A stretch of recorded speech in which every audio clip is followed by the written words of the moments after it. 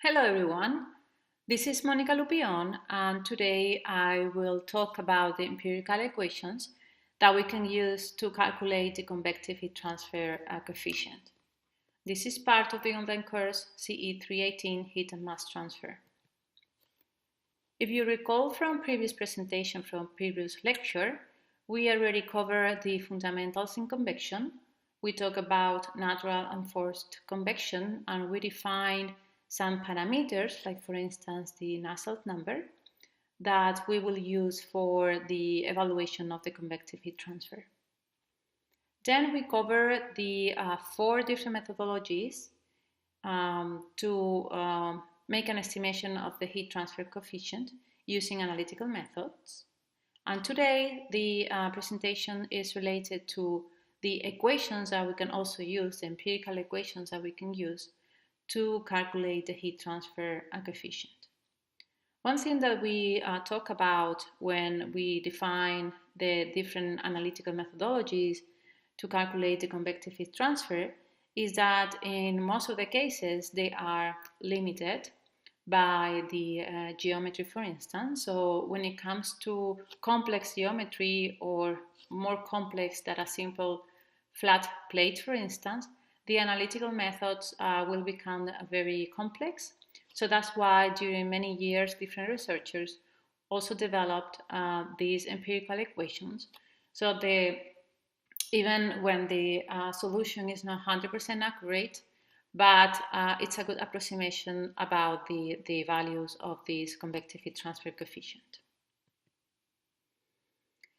If you remember from previous classes, we defined the Newton's law of cooling as this expression here.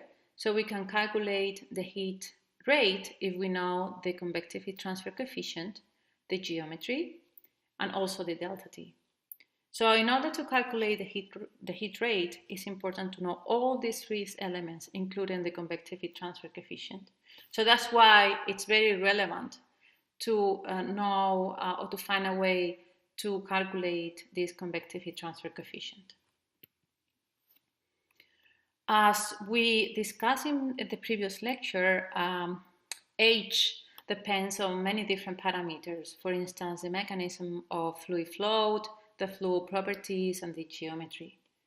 So really, it's very difficult to find one way to one methodology to cover all the different situations. That's why today we're going to see different cases one by one with common geometries found in industry and also considering different flows, so laminar flow and turbulent flow and different geometries. We also define a few parameters very useful for the calculation of the heat transfer coefficient. In particular, we talked in previous lecture about the Nusselt number, which is defined as the heat transfer coefficient times the significant length over the thermal diffusivity, the thermal conductivity. So once we know, if we're able to find the value of the Nusselt number, we can directly calculate this H coefficient here just by applying this equation. The Nusselt number is normally a function of the Reynolds number and also the Prandtl number. This Prandtl number we defined it in a previous lecture, and it's a function of fluid properties. So it's a value that is tabulated depending on the temperature. You can find a table with the different Prandtl numbers in relation to temperature in the appendix in your textbook. So let's begin now with empirical equations. I mentioned that there are different scenarios, so we're going to cover the most common cases. Starting with the natural flow, we will review the cases of having vertical plates and vertical cylinders, then horizontal plates and horizontal cylinders, the case of a sphere, and finally rectangular enclosures. This last case is useful, for instance, to study the solar panels, as we will see during the class. Then we'll move to forced flow, and in particular we will cover internal and external flow, considering laminar flow and turbulent flow. If you recall from previous presentations when we talk about the convection in general, we distinguished four different cases. A, when there was a natural convection, B, when it was a forced convection, and C and D imply when there is a change of phase. Those are boiling and condensation cases that we will cover in lecture number 7. Let's begin with the natural flow convection. And there is a dimensionless number that I would like to define. It's called the Grasov number. And it comes from the study of the momentum transfer defined by the Navier-Stokes equation and also the energy balance equation. So using the analogy as we saw in previous presentations, we can define this Grasov number as a function of the significant length raised to power 3, the fluid density square, g is the gravitational acceleration, beta is the fluid coefficient of thermal expansion, delta T is the temperature difference, over the fluid viscosity square. So that's the Grasov number. The role of Grasov number will be similar to the Reynolds number. The Grasov number is appropriate for natural flow, while the Reynolds number is normally used for forced convection. So let's begin with the first geometry, vertical plates. These two researchers, Smith and Becken, study this problem of vertical plates, and they measured the temperature and velocity of air at different locations near a vertical plate, this one. And they found significant variation in the temperature and velocity quantities along the direction parallel to the plate. X is normally referred to the direction taken along the wall, while Y normally measures the normal to the plane surface. So they study the temperature distribution depending on the position and also the velocity distribution. They processed the data and they developed this equation related to the localized Nusselt number in relation to the Prandtl number and the Grasov number. They were able to integrate that equation to get the mean Nusselt number. And later on, some other researchers, they developed a similar equation where you can see here in this table different values of Prandtl given different values of the function related to Prandtl. The fluid properties for the Grasov and the Prandtl determination are evaluated at the film temperature. As we know already, it's the average between the temperature over the surface and the bulk temperature to infinity. Churchill and Xu also study the same geometry of vertical plates, but they study a wider range of conditions. This is the expression, the empirical equations or the correlation that they got that will work for all fluids in different conditions. So the Nusselt number is equal to a function including this Rayleigh number and the Prandtl number. The Rayleigh number is defined here as the Grasov number times the Prandtl number. When the Rayleigh number is lower than 10 raised to the power 9, we can consider that the flow is laminar, while if the Rayleigh number is higher than 10 power to 9, that's a turbulent flow. They were able to be more accurate in the case of the laminar flow, and they defined this equation here. So if there is a laminar flow in your problem, you should be using this equation here, while if there is a turbulent flow, you can use the first expression. And the difference between laminar and turbulent flow is defined by the Rayleigh number. So Rayleigh number lower than 10 raised to the power 9 is a laminar flow, and on the contrary, it's a turbulent flow. Giorgio and Xu also study the case of vertical cylinders.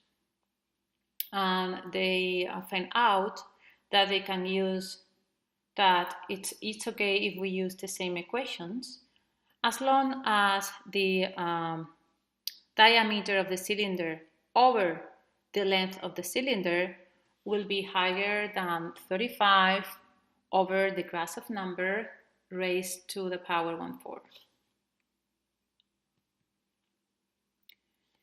One thing I would like to mention before we continue covering the different cases. I think it's, especially for quizzes and the exam, I think it could be very useful for you if you define if you write down all the different equations in just a piece of paper. So you can have very quickly, you can access to that piece of paper and apply the different empirical equation depending of whether the problem is a natural flow or forced flow, or depending on the geometry.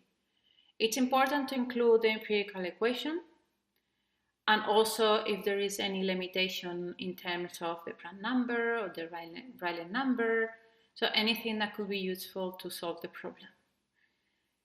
Because in the exam, even if you can have all the material that you like, if you have to look for the empirical equations to be used in the problem, it will take quite a long time. While if you have just a piece of paper with all the equations and the conditions where you can use those equations, you will spend no more than 10 seconds.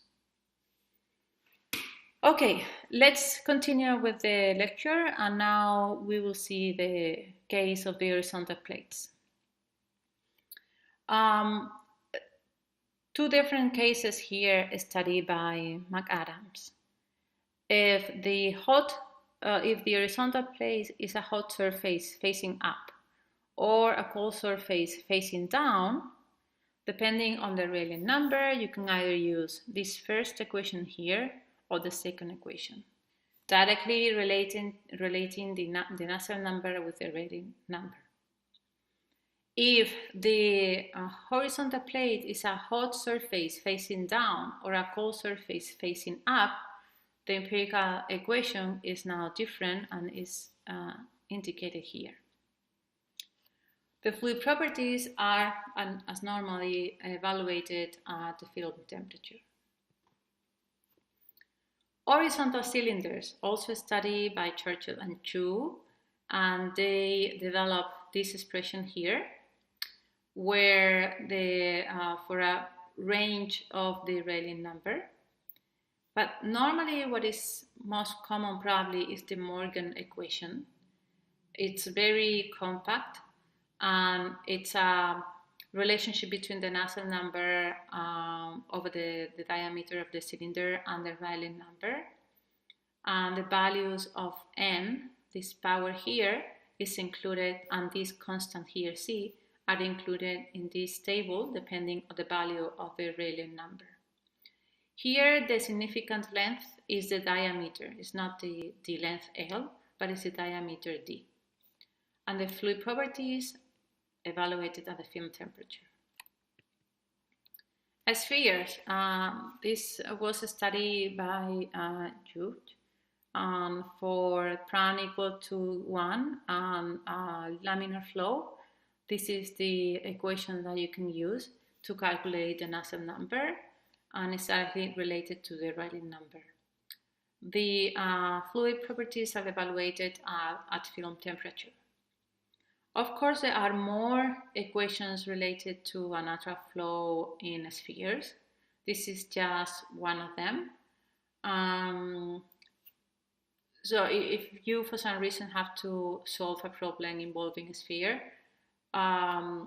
you can find online all the different equations, but this is probably the most common one. The final case of the natural convection is the rectangular enclosures. And as I mentioned, this is useful to make some calculations using solar panels. This is a diagram of a rectangular enclosure with the dimensions. Those can be just like a vertical body here, element here, or it can be also, it can have like an angle of tilt. Again, very useful for especially the analysis on solar panels. If this angle is 0, that means that it's an horizontal enclosure. And this is the equation developed by Glove and Dropkin. The Nusselt is a function of the Rayleigh and the Pran. If it's not an horizontal but a vertical enclosure, there are different expressions, as you can see here. And finally, if it's a tilt vertical enclosure, you can use either Holland's et al. Empirical equation or this equation here at the bottom of your slide. This is the example that I would like you to try to solve. So please stop the video for a few minutes, try to read it and try to solve it. The solution and the explanation of the example, it's included in the folder on You Learned. Okay, we're finished with the natural convection. Now let's see the different equations related to forced convection. We will begin with internal flow. All these cases are related pretty much to pipelines. So it's a case of a cylinder. In this case, we have, let's imagine a cross-section of a pipeline. So inside the pipeline, there is a fluid. And this is the material of the pipeline, and this is the exterior. The equation that we use as normally the Newton's law of cooling. This is the convective coefficient that we need to calculate here. We will assume that the temperature inside of the pipe has this profile, and that it's a fully developed profile.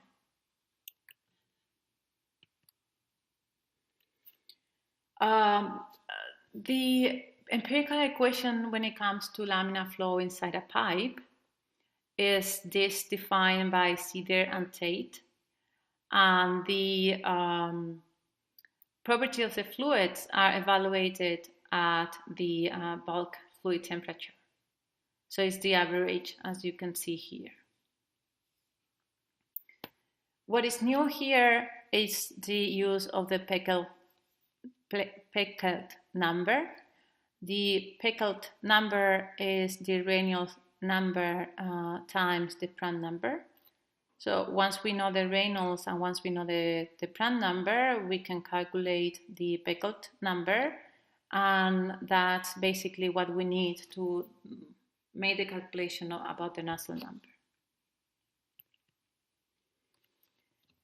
Different researchers also investigated this particular case of a laminar flow inside of a pipe.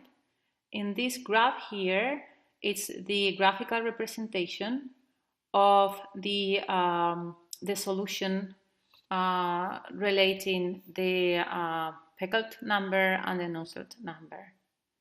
So you can directly, once you know the value of the Peckel number, you can directly get into this graph here And depending on the conditions and the empirical equations that you want to use, then you can get different values of the Nusselt. The Greif equation, for instance, implies that for a Peckel number very low, the Nusselt number will be constant. And they will get these two values in here. If the flow is turbulent instead of laminar, we will see three different empirical equations. This is the first one. The Nusselt number is related to the Reynolds number and the Prandtl number. This n here, the parameter, is equal to 0.4 if it's a heating process, or 0.3 if it's a cooling process.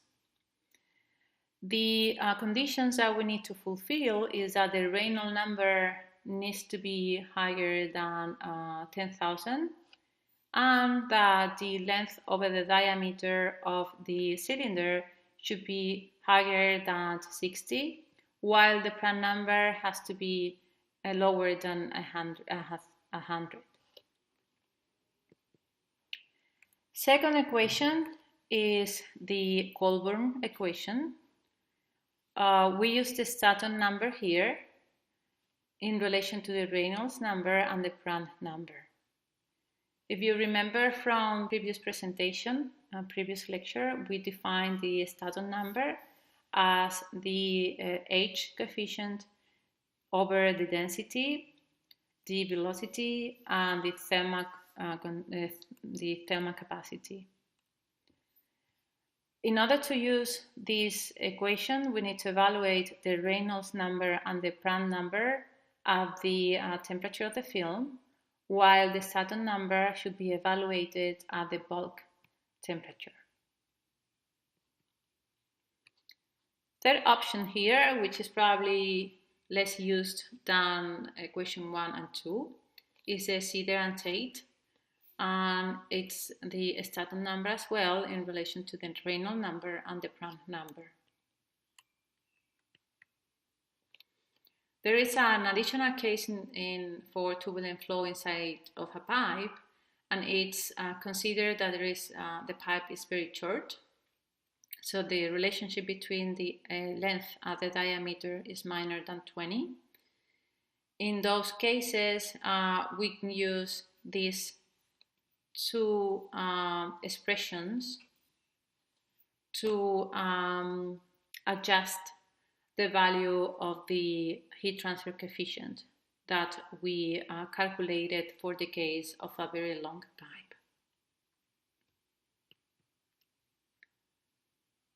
Let's now see the external flow.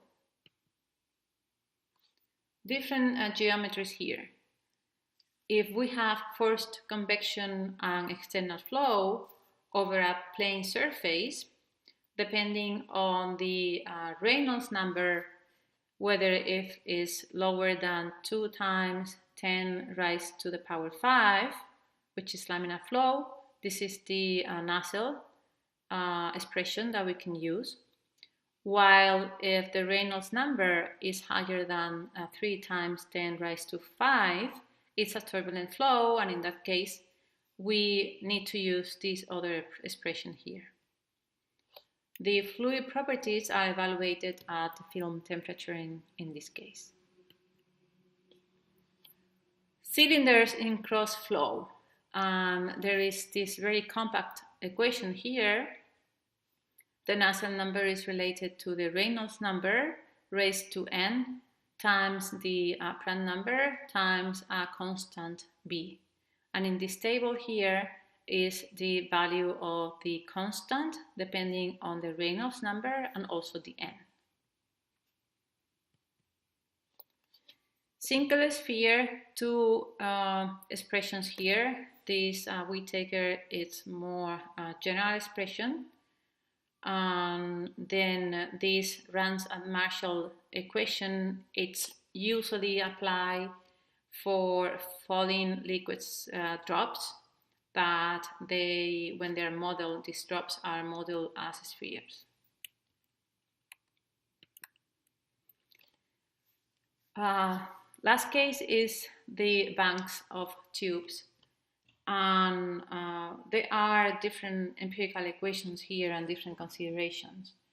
This is just one of them. It's very simple when depending on the configuration that you have, inline or staggered tubes, we can define the equivalent diameter depending on the separation between the different tubes. And once this equivalent diameter is defined, there are different equations that we can put in place. This is one of representation of the one empirical equation defined by Bergelin, Colburn, and Hall. You get into this chart by calculating the Reynolds number, and then depending on the configuration, there are different lines here defined as indicated in this table. And with that information, you can calculate this J factor. And using this J factor, you will be able to determine the value of the heat transfer coefficient. So in general, in addition of having this piece of paper with all the equations that I recommend you to do, what is important is that you first identify the flow condition, either if it's an inside geometry or outside geometry, especially important for forced convection. Then the geometry, you have to distinguish between having a pipe or having a plate or a bank of pipes or a sphere, and also if the flow velocity is a laminar or turbulent flow. We didn't cover in the case of having a transition flow. This is out of the scope, but if you have to deal with a problem like this in the future in your professional career, just be aware that this transition flow can have an impact on the calculation of the heat transfer coefficient. In general, this is the approach that I like to solve these problems. We have as a starting point the Newton's law of cooling equation. The heat transfer rate over the area is equal to H delta T. Sometimes we know this temperature of the surface, sometimes we don't. Let's imagine that we don't have this temperature here. So the first step will be estimate or assume a value of the Ts. Then identify the geometry on the flow. Third step will be calculate the Reynolds number in case of forced convection and the Grasov number in case of natural convection. The following step will be calculate the Nusselt number or the J factor or the Staton number. Because from these parameters, we will able to calculate very easily the H. Then with this value of H, you go back to the Newton's law of cooling. You use the H and you verify that this temperature here is the same or very similar to the temperature that you assume in the step number 1. If it's a yes, then the solution is done. If not, you need to get back and define another value for the temperature. So in summary, we covered today 2 different cases of convective coefficient. One is natural forced convection, when we have some kind of device to promote the convection, and the second is the natural convection. We went through different conditions and different geometries. In general, for forced convection, the Nusselt number depends on the Reynolds and the Prandtl number. And once we know the Nusselt number, we will be able to calculate the H coefficient. For natural flow, the methodology is very similar, but instead of having the Reynolds number, we normally have to calculate the Grashof number, which is defined here. This is for the first natural convection. I mentioned as well that we will study in next lecture 2 other cases of convection when there is a change of phase. That's the boiling and condensation cases. Thank you.